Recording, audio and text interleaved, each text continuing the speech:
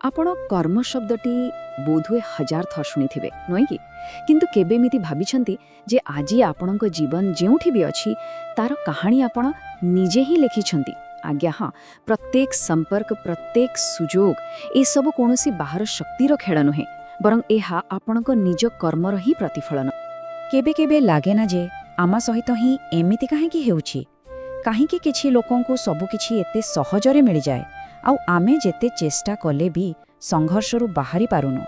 ଆସନ୍ତୁ ଆଜି ଏଇ ପ୍ରଶ୍ନ ପଛରେ ଥିବା ରହସ୍ୟକୁ ବୁଝିବାକୁ ଚେଷ୍ଟା କରିବା। ଆମେ ସବୁବେଳେ ନିଜକୁ ପରିସ୍ଥିତିର ଶିକାର ବୋଲି ଭାବିଥାଉ, କିନ୍ତୁ ଭଗବଦ୍ ଗୀତା ଆମକୁ ଏକ ବହୁତ ଶକ୍ତିଶାଳୀ କଥା କହେ।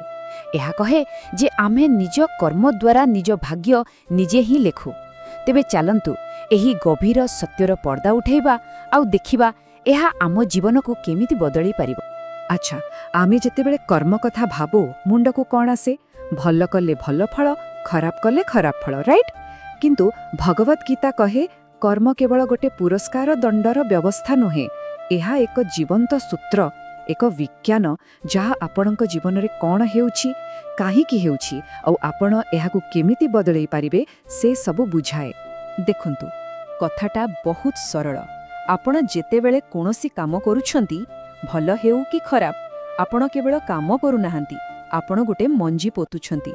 ଆଉ ପ୍ରତ୍ୟେକ ମଞ୍ଜି ଦିନେ ନା ଦିନେ ଗଛ ହୋଇ ଫଳ ଦେବ ହିଁ ଦେବ। ଏହା ହିଁ କର୍ମର ଅପରିବର୍ତ୍ତନୀୟ ନିୟମ, ଯେଉଁଥିରୁ କେହି ବି ବର୍ତ୍ତି ପାରିବେ ନାହିଁ। କିନ୍ତୁ କଥାଟା ଏତିକିରେ ସରିନି। ଶ୍ରୀକୃଷ୍ଣ କହୁଛନ୍ତି କେବଳ କାମ କରିବାଟା ହିଁ ସବୁକିଛି ନୁହେଁ, ତାକୁ ଠିକ୍ ଭାବେ ବୁଝିବାକୁ ହେବ। ତେଣୁ ଆସନ୍ତୁ ଭଗବଦ୍ ଗୀତା ଅନୁସାରେ କର୍ମର ତିନୋଟି ମୁଖ୍ୟ ପ୍ରକାରକୁ ବୁଝିବା: କର୍ମ, ବିକର୍ମ ଏବଂ ଅକର୍ମ। ଗୀତାର ଚତୁର୍ଥ ଅଧ୍ୟାୟ ଶ୍ଲୋକ 17ରେ ଶ୍ରୀକୃଷ୍ଣ ସ୍ପଷ୍ଟ ଭାବେ କହିଛନ୍ତି ଯେ କର୍ମ, ବିକର୍ମ ଏବଂ ଅକର୍ମକୁ ବୁଝିବା ନିହାତି ଦରକାର, କାରଣ କର୍ମର ଗତି ବହୁତ ଗଭୀର, ଆଉ ଏହାକୁ ନ ବୁଝିଲେ ଆମେ ସବୁବେଳେ ଦ୍ୱନ୍ଦ୍ୱରେ ରହିବା। ତେବେ ଆସନ୍ତୁ ଗୋଟି ଗୋଟି କରି ଏହାକୁ ଦେଖିବା। ତେବେ ଆସନ୍ତୁ ଏହାକୁ ଆହୁରି ସରଳ ଭାବରେ ବୁଝିବା। ପ୍ରଥମେ ହେଲା କର୍ମ, ମାନେ ଯେଉଁ କାମ ଆମ ଶାସ୍ତ୍ର ଓ କର୍ତ୍ତବ୍ୟ ଅନୁସାରେ ଠିକ୍, ଯେମିତିକି ସତ୍ୟ କହିବା। ତାପରେ ଆସିଲା ବିକର୍ମ, ମାନେ ଭୁଲ କାମ, ଯାହା ଆମକୁ କରିବା ଉଚିତ ନୁହେଁ, ଯେମିତିକି ମିଛ କହିବା ବା କାହାକୁ କଷ୍ଟ ଦେବା। ଆଉ ଶେଷରେ ସବୁଠୁ ଗୁରୁତ୍ୱପୂର୍ଣ୍ଣ ଅକର୍ମ। ଏହା ହେଉଛି ସେହି ନିଃସ୍ୱାର୍ଥପର କାମ ଯାହା କୌଣସି ଫଳର ଆଶା ନ ରଖି କରାଯାଏ।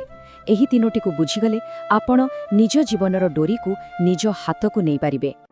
ଆଉ ଗୋଟେ କଥା ଯାହା ଆମେ ସବୁବେଳେ ଭୁଲିଯାଉ, କର୍ମ କେବଳ ଆମ ଶରୀର ଦ୍ୱାରା ହୁଏନି। ଆପଣଙ୍କ ମନରେ ଆସୁଥିବା ଚିନ୍ତା, ଆପଣଙ୍କ କାମ ପଛର ଉଦ୍ଦେଶ୍ୟ, ଏପରିକି କୌଣସି ପରିସ୍ଥିତିରେ ଚୁପ୍ ରହିଯିବା ବି ଗୋଟେ ପ୍ରକାରର କର୍ମ। ମନେ ରଖନ୍ତୁ, ଆପଣଙ୍କ ପ୍ରତ୍ୟେକ ଚିନ୍ତା ଆପଣଙ୍କ ଭାଗ୍ୟର ବହିରେ ଗୋଟେ ନୂଆ ଧାଡ଼ି ଲେଖୁଛି। ଆଚ୍ଛା, ଏବେ ଆସନ୍ତୁ କର୍ମର ପୁରା ବ୍ଲୁପ୍ରିଣ୍ଟକୁ ବୁଝିବା।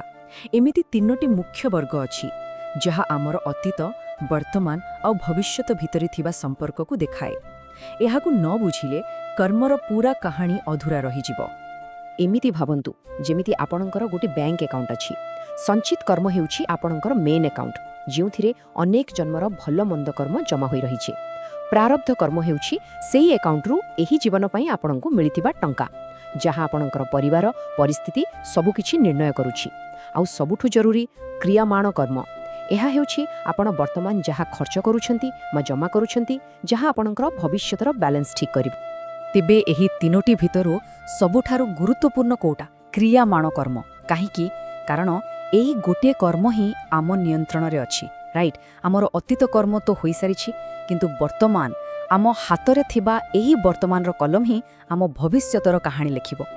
ଏସବୁ ଶୁଣିଲା ପରେ ଆପଣଙ୍କ ମନରେ ବି ଏହି ପ୍ରଶ୍ନ ଆସୁଥିବ ନୁହେଁ କି, ଯେ ଆମେ କ'ଣ ଆମ ଅତୀତ କର୍ମ ଦ୍ୱାରା ସବୁଦିନ ପାଇଁ ବନ୍ଧା, ନା ଆମେ ସତରେ ନିଜ ଭାଗ୍ୟକୁ ବଦଳେଇ ପାରିବା? ଆସନ୍ତୁ ଏହାର ଉତ୍ତର ଖୋଜିବା। ମାନେ ସିଧା କଥା ହେଲା, ଯଦି ଆମେ ପୂର୍ବରୁ କିଛି ଭୁଲ କରିଦେଇଛୁ, ତେବେ କ'ଣ ଆମର ବର୍ତ୍ତମାନର ଭଲ କାମ ସେହି ପୁରୁଣା ପାପକୁ ପୂରାପୂରି ଧୋଇ ଦେଇପାରିବ? ଏହାର ଉତ୍ତର ହେଉଛି ନା। ପୂର୍ବ କର୍ମର ଫଳକୁ ପୂରାପୂରି ମିଟେଇ ହେବନି। କିନ୍ତୁ ଏଠି ଗୋଟେ ଭଲ କଥା ଅଛି, ଆମେ ଆମର ବର୍ତ୍ତମାନର ଭଲ କାମ ଦ୍ୱାରା ସେହି ଖରାପ ଫଳର ପ୍ରଭାବକୁ ନିଶ୍ଚିତ ଭାବେ କମ୍ କରିପାରିବା। ଦେଖନ୍ତୁ, ଗୀତା ଅନୁସାରେ ଆମ ପ୍ରାରବ୍ଧ କର୍ମର ଫଳ ତା ଆମକୁ ଭୋଗିବାକୁ ହିଁ ପଡ଼ିବ। କିନ୍ତୁ ଯଦି ଆମେ ବର୍ତ୍ତମାନ ଭଲ କାମ କରିବା, ତେବେ ତାର ପ୍ରଭାବ କମିଯିବ। ଧରିନିଅନ୍ତୁ ଭାଗ୍ୟରେ ଗୋଟେ ବଡ଼ ଦୁର୍ଘଟଣା ଲେଖାଥିଲା, କିନ୍ତୁ ଆପଣଙ୍କର ଭଲ କର୍ମ ଯୋଗୁଁ ତାହା କେବଳ ଗୋଟେ ସାମାନ୍ୟ ଆଘାତରେ ଟଳିଗଲା। କଥାଟା ଠିକ୍ ଏମିତି କାମ କରେ। ତେବେ ଏଇ କର୍ମର ଚକ୍ରବ୍ୟୂହରୁ ବାହାରିବାର ରାସ୍ତା କ'ଣ? ଆମେ କେମିତି ଏକ ଜୀବନ ବଞ୍ଚିବା ଯାହା ଆମକୁ କର୍ମର ବନ୍ଧନରୁ ମୁକ୍ତ କରିବ? ଏହାର ଉତ୍ତର ହେଉଛି କର୍ମଯୋଗୀର ପଥ। ଦେଖନ୍ତୁ, କର୍ମଯୋଗୀ ହେବା ମାନେ କାମ ଛାଡ଼ି ଜଙ୍ଗଲକୁ ପଳେଇବା ନୁହେଁ। ଏହାର ପ୍ରକୃତ ଅର୍ଥ ହେଉଛି ଆମେ ଯାହା ବି କାମ କରୁଛେ ତା ପଛରେ ଥିବା ଆମ ଉଦ୍ଦେଶ୍ୟକୁ ବଦଳେଇବା। ଅହଙ୍କାର, ଲୋଭ ଆଉ ଫଳର ଆଶାକୁ ଛାଡ଼ି କାମ କରିବା। ତେବେ କର୍ମଯୋଗୀ କିଏ? ଯିଏ ମୁଁ କରୁଛି ଏହି ଅହଙ୍କାରକୁ ତ୍ୟାଗ କରେ, ଯିଏ ଫଳ କ'ଣ ମିଳିବ ସେ କଥା ନ ଭାବି କେବଳ ନିଜର କର୍ତ୍ତବ୍ୟ କରେ, ଯାହାର କାମରେ ସଚ୍ଚୋଟତା ଆଉ ଦୟା ଭରି ରହିଥାଏ ଏବଂ ଯିଏ ନିଜ କାମ ପ୍ରତି ସଚେତନ ରହେ। ଏମିତି ହେଲେ କର୍ମ ଆପଣଙ୍କୁ ବାନ୍ଧିବା ପରିବର୍ତ୍ତେ ମୁକ୍ତ କରିଦିଏ। ତେଣୁ ଶେଷରେ ଏତିକି, ଆପଣଙ୍କର ପ୍ରତ୍ୟେକ କାମ, ପ୍ରତ୍ୟେକ ଚିନ୍ତା ଆପଣଙ୍କ ଭବିଷ୍ୟତର କାହାଣୀ ଲେଖୁଛି।